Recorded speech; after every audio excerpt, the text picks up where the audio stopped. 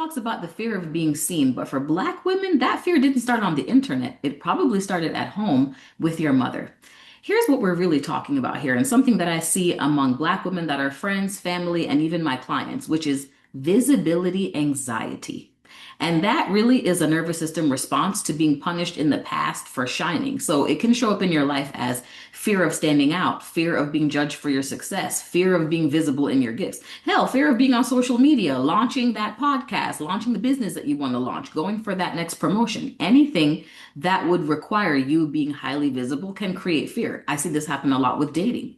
You would rather stay isolated and stay inside than going out there, right? Because there was a past punishment for you showing up as your beautiful, kind self, and your nervous system is trying to keep you safe from experiencing that ever again. See, here's the thing. Here's how trauma actually works. You experience something. It is unpleasant to you. Your body records that. There's a reason that one of my favorite books is called The Body Keeps the Score. Read it if you haven't had a chance. The reason it hangs on to that data is that your brain and your nervous system's job is to keep you safe. So it records all the things that happened to you, your responses to them. Did it stress you out? Did it require stress hormones to be released? Was it a negative experience? Was it positive? So you have all this data. When you try to do something new that is similar to the thing you experienced pain from in the past, your system scans and goes, whoa, whoa, whoa, whoa, we've been here before and we experienced pain. So in order to keep ourselves safe, let's not do the thing. And you start to get those voices and those inklings of, actually, no, I can't do it. I'm nervous. I'm afraid it won't work anyway. What's also happening is, here's another way to explain that, is what's called internalization. Internalization is where you experience childhood criticism for something. And as you get older, that actually gets installed as your inner critic, which causes you to self-sabotage. Same cycle, if you think about it. One is looking at it on an emotional, psychological lens. The other is looking at it from a neurological, nervous system lens. Same thing, which is you experience something, your body stored that thing as an experience, as data, as a new voice in your head. And when something else comes up that looks familiar to that, that critic kicks off. Your nervous system says, this isn't safe, and you end up self-sabotaging. And this is why so many people I know are brilliant, they're good on paper, but the thing that requires them to be visible is the hardest thing. I know showing up for this YouTube was actually a new trigger for me. I didn't expect, because I built up some 200,000 folks on TikTok, but YouTube is a different beast. We have to be here for longer. We're eye to eye. We're in community, right? It raised a trigger even for me because it is a different level of visibility than before. So again, even as a coach, even someone that has studied this stuff, these wounds still come up as we go through life, as we experience something new that requires something new of us. Okay. Now here's the cultural lens where it gets interesting for Black women. Not only could you have experienced this toxic or unavailable or absent or unstable mom that created a mother wound, because that is the definition of having a mother wound, whether they intended to or not. There's also a cultural and a societal layer for Black women that adds on there. And here's how that looks.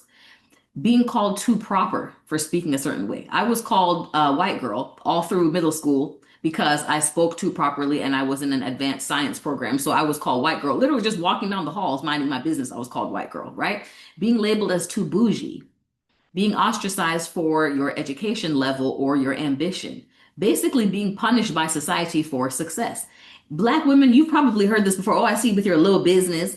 Oh, you're trying to get on your little health kick. Oh, you think you're better than everybody, X, Y, and Z. So compounded with a mother wound, as a Black woman, there's the societal pressures of excelling. All of that wrapped together can make you not want to show up. It can make you not want to launch. It can make you not want to be seen in 1,000 ways. And here's also some other cultural layers to that. If you happen to be, let's say, a curvy Black woman, you've probably been hearing about that since you were a child, right? Because one of the ways that this shows up in a mother wound sense is being criticized. Even here's a great example. I was always a curvy kid. My sister is very thin. I was always talked about for my weight. She was always talked about for her weight, but for two different reasons. Gave us both the same effect, right? We both have a mother wound, even though that was just culturally what you do is to make those comments. You culturally, I'm Jamaican also, culturally, you have to present well. You have to always look good when you leave the house. So there's a lot of shaming. There's a lot of criticizing. There's a lot of competition among kids or among the parent and the kid. There's the mom projecting their own unhealed wounds. My mom is very curvy and she's experienced some SA in her past. And so I always heard growing up, pull your shirt down in the back. Don't wear things that are too tight. Essentially, her projecting her own unhealed wounds of trying to keep me safe, right? So when you combine all of that, it's a perfect storm for a Black woman to not want to show up.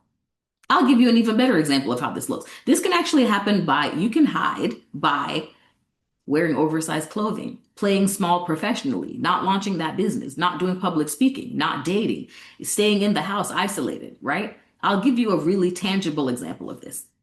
I have a best friend who hates when I wear glasses, not because she hates my glasses, but it depends on the situation. If I go out socially and I'm wearing glasses, it irritates her. Do you know why? Because it is a means of armor to keep people from looking directly into my eyes. And I'm trying to control their perception of me and how much attention I get. Let me give you a little experiment. You've been watching me this entire time with glasses on, right? Cool. If I take them off, how does your perception of me change? How does your attention to my face change? As a human being, it's natural that you'd probably pay more attention to my eyes. You may have a warmer perception of me because you can see more of my face. Because that has made me uncomfortable in the past, it is part of one of my, and I like to call it recognize your gremlin. It is a little gremlin that sometimes comes up when I go out socially. Imagine I'm wearing a beautiful dress and a gown and whatever, and I throw these on. Do you see how that would seem a little out of place? And I'm not saying there's anything wrong with glasses, but it's an example of how even myself, outside of a professional setting, I hide sometimes. And so because I'm aware of that, it's something that I can address and not allow myself to do based on the situation. So I just wanted to give you guys something tangible that you could kind of see. Now, here's where it really actually gets deep, because it's not just about glasses and oversized clothes. Playing small, shrinking, not wanting to be seen actually costs you money.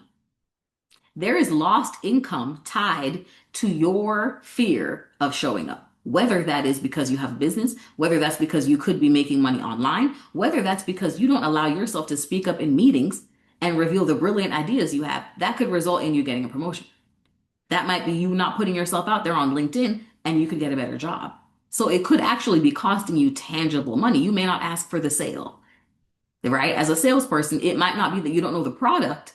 It's that you have a fear of really getting aggressive and getting out there and claiming your stake, right? It also costs you suppressing your gifts.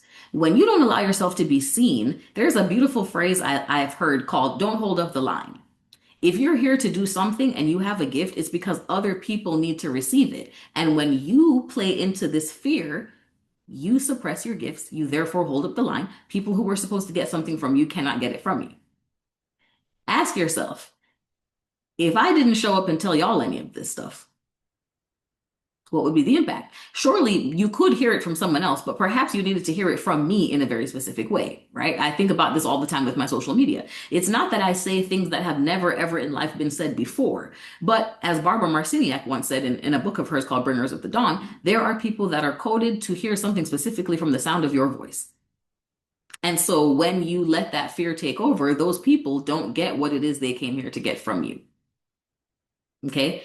There's also the generational cycle that is not broken, because a lot of our moms and a lot of our grandmothers treated us this way and acted this way to keep us safe because they were treated that way. Here's a fun fact, and I actually had somebody bring this up under one of my TikTok videos. Suppressing your kids' shine is actually something that was done in slavery to keep them from being purchased.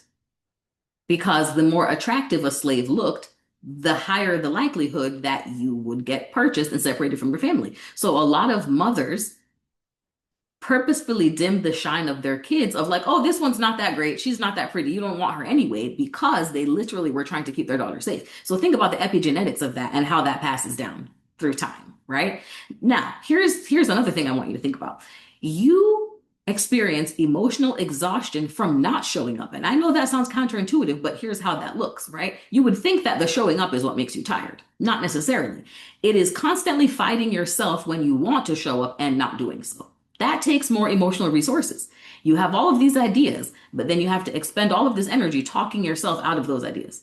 Then you're feeling the shame. Then you're blaming yourself. Then you're wondering why you couldn't just show up and do it. That is so much more emotional spiraling than working through that feeling or that little gremlin when it comes up, addressing it, processing it, pushing past it so that you can do the thing. Okay. There are women right now with brilliance sitting somewhere hiding in the dark because somebody taught them that shining would cost them love. That's the other thing I want you to think about. You learned something in your childhood that said, if I shine too brightly, there is somebody very important to me that I will lose their love. And I want you to think about that after you watch this video. Maybe journal about it. And ask yourself this question: if I let myself rise up to my highest version, if I let myself be seen, if I let myself have all the things that come with being seen, who would it offend? Who would it hurt? Whose relationship would it hurt, me and that person? And why? And I want you to step through that with yourself. See, this is the type of stuff I do with my clients because there's something up underneath that fear. And it's not enough to just understand that it came from your mom, it's to understand how it shows up, where we can rewire your subconscious thoughts, your beliefs, and your nervous system to be able to hold something different. Okay. And that is how you actually somatically start to change this stuff. Identify the voice. I call it my little gremlin now of, oh, you're scared to do the thing. You're scared to show up. Oh, you're going to just delay that. You're going to put it off. Oh, you're going to put on this badass outfit and go out to a lounge, but you're going to throw your glasses on. No. So I know the voice of my gremlin when it starts talking to me so that I can give myself time to process it, separate that voice from my identity of like, this is just that voice. This isn't me. This isn't me. This is just that voice telling me to stay small, to stay invisible, to not do the thing. That's just the voice. I am someone different, right? And then reclaiming my permission to be seen. God didn't give you gifts so that you could hide them.